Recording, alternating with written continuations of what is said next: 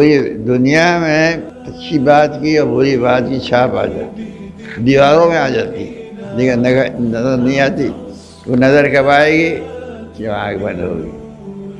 یہ آنکھ بند ہوگی، دوسری آنکھ کھل جائے گی ادھر، اور ہر شخص دیکھ لے گا، وہاں ہو جائے گا کہ اس نے کیا کیا۔ پھر اللہ تعالیٰ پوچھے گا بولو یہ چھاپ تمہاری ہے، دیکھ لو اب کیا کیا جائے۔